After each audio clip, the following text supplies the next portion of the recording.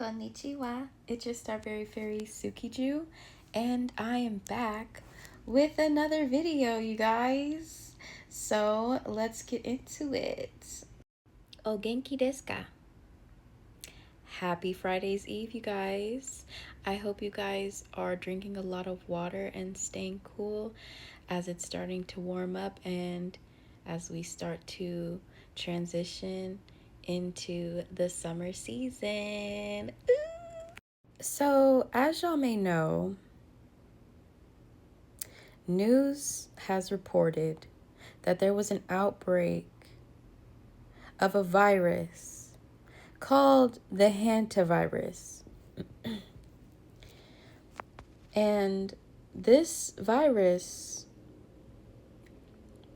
is stemming from wild rodents and deer mice. It is confirmed that there has been at least 11 cases and 3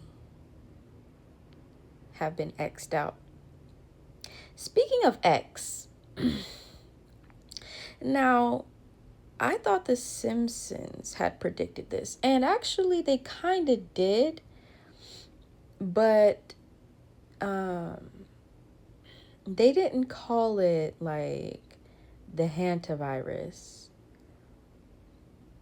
Actually, they did, but they called it something else as well. Like they had mentioned the Hantavirus, but then, you guys,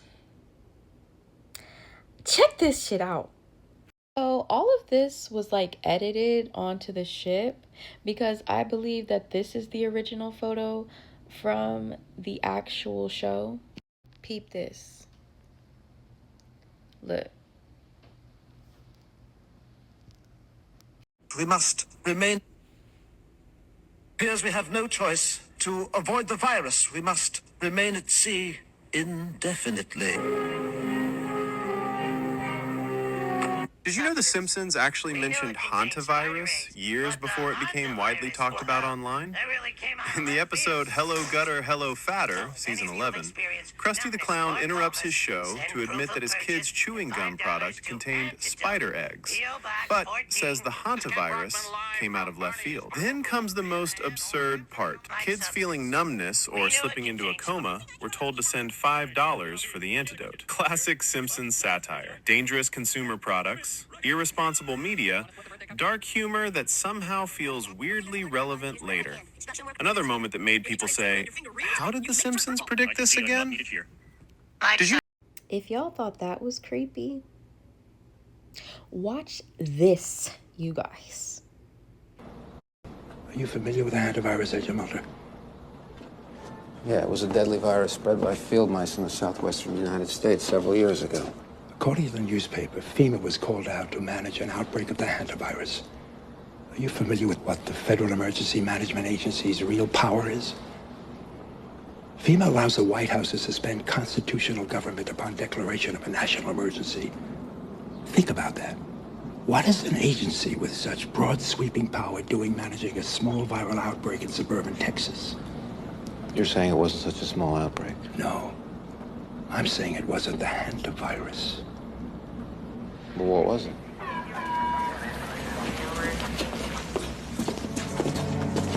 What was it? When we were young men in the military, your father and I were recruited for a project. They told us it was biological warfare or a virus. What killed those men? What killed them, I won't even write about. We have no context for what killed those men, or any appreciation of the scale at which it'll be unleashed in the future. A plague? The plague to end all plagues, Agent Mulder. A silent weapon for a quiet war.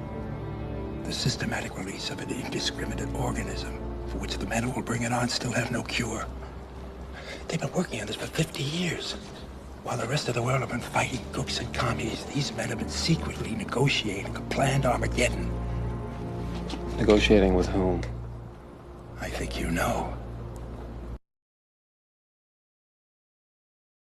I'd like to take a moment to share an article with you guys, and it is from Springer Nature, and it is a hantavirus's history and overview.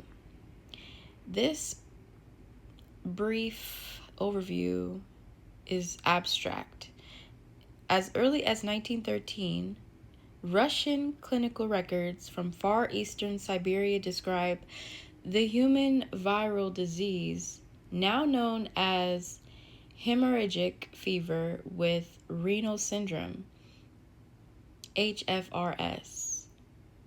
Dr. Ho Wang Li, 1982, found a Chinese medical account of a similar disease dating to about AD 960. This is not surprising in view of its unique renal complication and the fact that the etiologic agent of HFRS proved to be a zoonotic virus that causes chronic infection with urinary excretion in the murrid rodent Apodamus agrarius. This mouse is the most common wild rodent over much of northern and eastern Asia and often invades cultivated fields, gardens, haystacks, and sometimes human dwellings. Human conflict during the lethal 20th century also played a prominent role in elucidation of the etiology, clinical evolution, epidemiology, and ecology of HFRS, field nephritis, in quotations, which occurred in both Allied and German troops in Flanders during World War I, may well have been caused by a hantavirus now known to occur in Western Europe and Scandinavia. This is the part that that caught my eye that I want to share with y'all. Japanese. Yes. Japanese military physicians encountered the disease in the mid-1930s after invading Manchuria. Kitano, 1944. Finnish and German soldiers were affected during World War II. And UN troops first encountered the original hantavirus during the Korean conflict in 1951. Though the hantavirus has a low fatality risk, the Andes virus is more deadly, but it is indeed more rare. And they still don't know exactly like where this originated, but it dates back to like, I guess, South or East Asia. Let me fact check that for you guys real quick, okay? All right, let's see.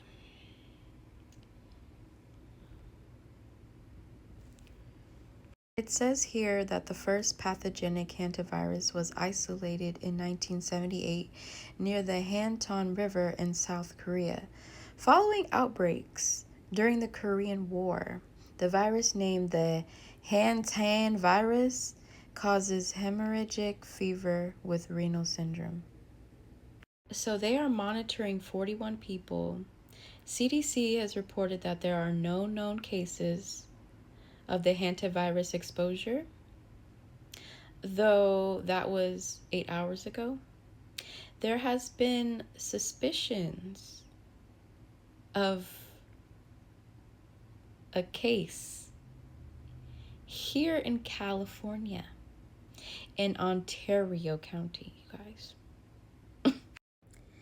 Yea, though I walk through the valley of the shadow of death, I shall fear no evil, for thou art with me. Thy rod and thy staff, they comfort me. Indeed. There's nothing to worry about, you guys. This is not the Andes virus. So let's get some more information about this hantavirus from none other than Mr. Simpson. I can't make this stuff up, you guys. This man's name is literally Terry Simpson. Terry Simpson. So we're going to address him as Dr. Simpson. And he has a word for us regarding the hantavirus. So let's hear what he has to say. Update for the day. I'm Dr. Simpson. If you like this information, give me a follow. Thus far, no new individuals have come down with hantavirus, and the hantavirus has been completely confined to individuals who are on that ship. The other news is that when we're looking at the landfill where those two bird watchers, or couple zero as we call them, developed hantavirus, it doesn't appear they got it from that landfill. That's the advantage of sequencing the genome of the virus. We can tell you precisely if it is that virus that came from there. It undoubtedly came from Patagonia, and as individuals do more ecotourism or do more bird watching or go to the ends of the earth to try and find something nobody else did, that does not appear to be a great strategy for avoiding novel viruses. We undoubtedly come across more novel viruses as our world becomes smaller, and that brings us to our final point. The CDC and the WHO are critical in our defense against viruses and against infectious diseases. Defunding them was not a great idea, and we will continue to have to look at infectious diseases as we look at defense. Because to remind you yet again, more people, more soldiers, more civilians have died from infectious diseases than have ever died from a spear, a bullet, a bomb, or a missile. Having good CDC and WHO is defense. Those are the things we want to keep off our shores. I'm Dr. Simpson. If you like this update, give me a follow. Please hit the like button, hype this video up, drop your thoughts below, share this video. If you're not already, subscribe. I'm praying for us, y'all. I am. I love you guys, but God loves you even more. Take care of yourselves. Matai Chikai. Bye-bye.